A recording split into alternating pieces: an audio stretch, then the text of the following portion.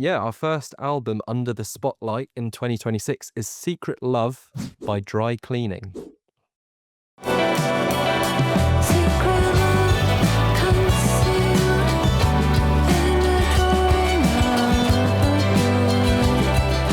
And this was chosen by Adam.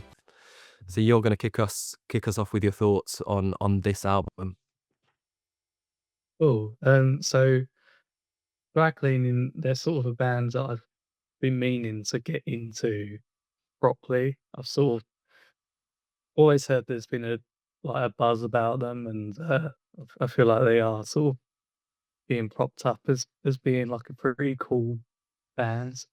Um, and then with Secret Love, I just think the artwork alone, I just love the artwork. It's just so weird and and striking that it kind of made me want to check out the album.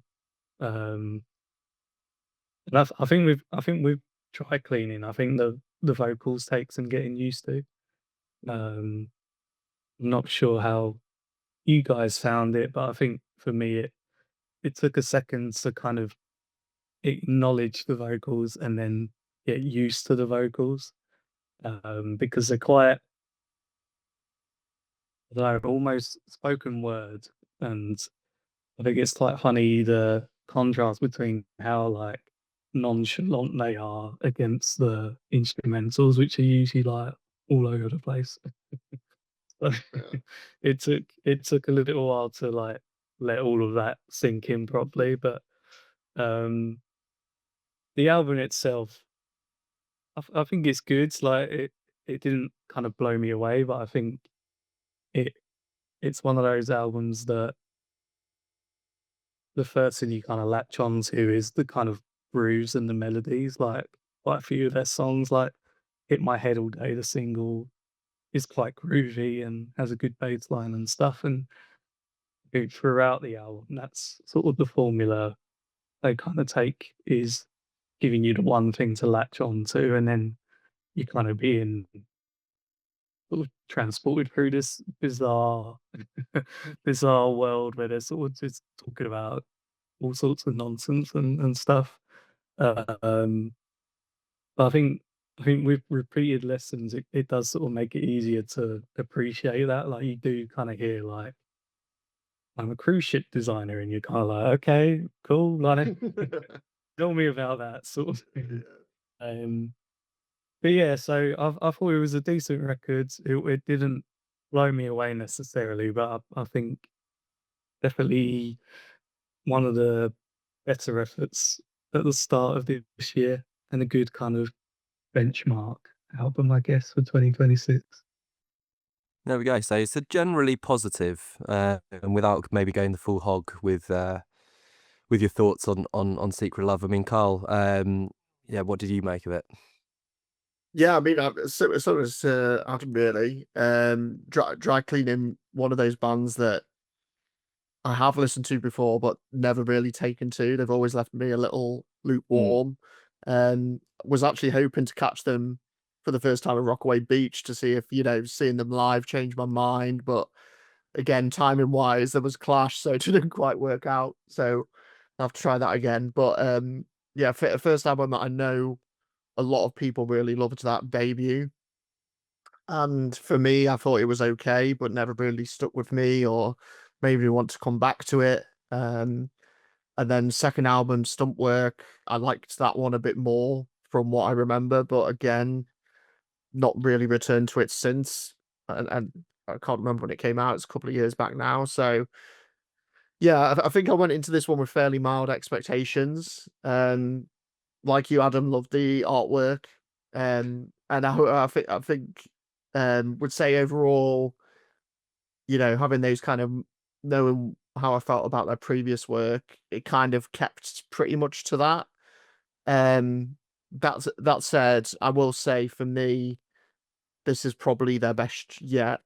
I think there's definitely more memorable moments, certainly sonically here, than there was on their previous albums. I think a big part of that is Kate LeBon does such a great job on the production side, just very very measured in her approach in how she pulls these songs together. Because, like you say, Adam, there's so much going on from like Mm. in the background, and I think she does a great job of just managing it, making sure it still feels like very raw and it feels like them performing almost live.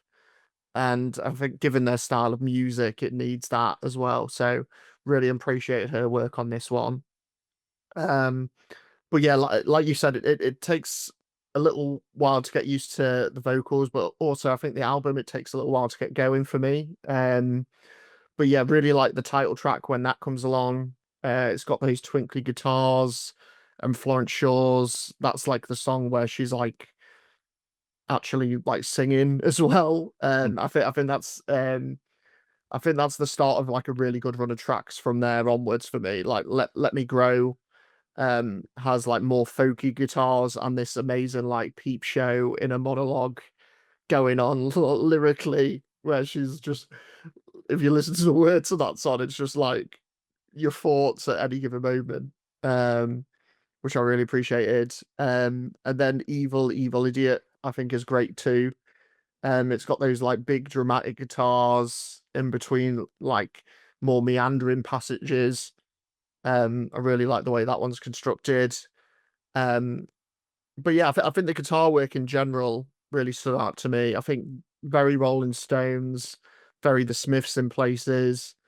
Um, I think there's a track towards the back end. I think it's the Cute Things where it goes even a bit like bluegrass and like it's got like more smoky guitar sounds coming through. So yeah, really enjoyed that element of it. And yeah, so for me, I think it's definitely an album that has its moments. I think overall, front to back, it doesn't quite grip me. Like you say, Adam, I think Florence's vocals take a while to get you used to, but for me, I I find it quite easy to drone out at points. You know, you really need to focus. Um, it's one of those albums you really need to like focus on it. I think to truly appreciate like the lyrical work on here and the way that she's delivering um like the songs and things like that. So yeah, it's one of those that unless you got the chance to give it the attention that it needs, I think you will struggle with it. But yeah, I can certainly appreciate why people are taking to this record. It's definitely some of their best work for me.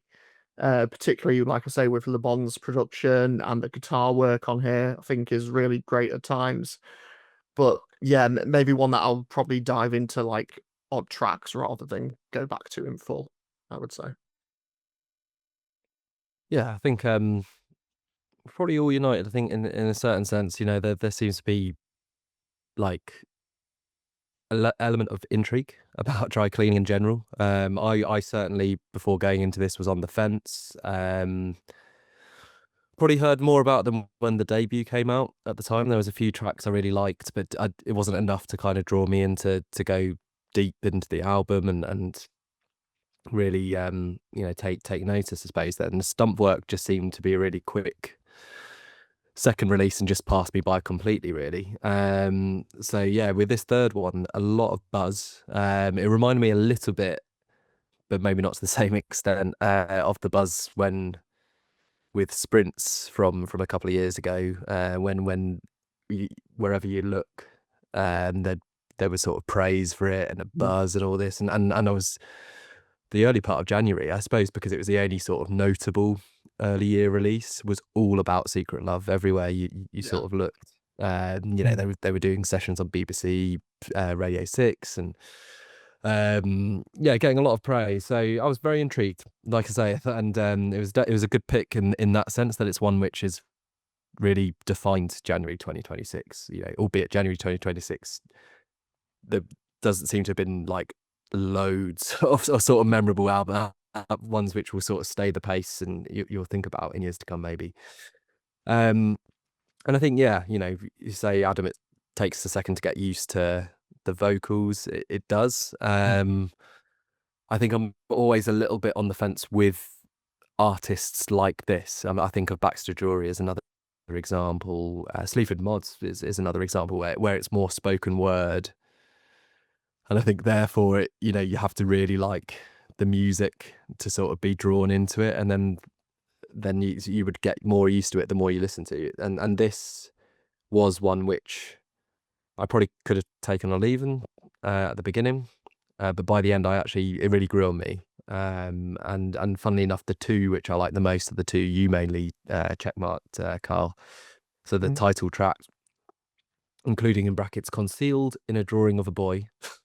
That one, where I've just got here in my notes, lovely when Flo lets her vocals sing in the chorus. So she's just hiding this really good voice, you know. So yeah, I think they've been pushed a bit on this one, because when I was reading like the notes about it on like Genius and stuff, they were sort of saying that they went out of their comfort zone to create this one, and where Flo was singing, and then clearly it's a formula which works. I know they've got their formula, which is her doing her spoken word bit, but I would like to see more of that, because on 100%, yeah. Sacred Love it works so well. And I really like the chorus being elevated with the harp like synth at the end as well.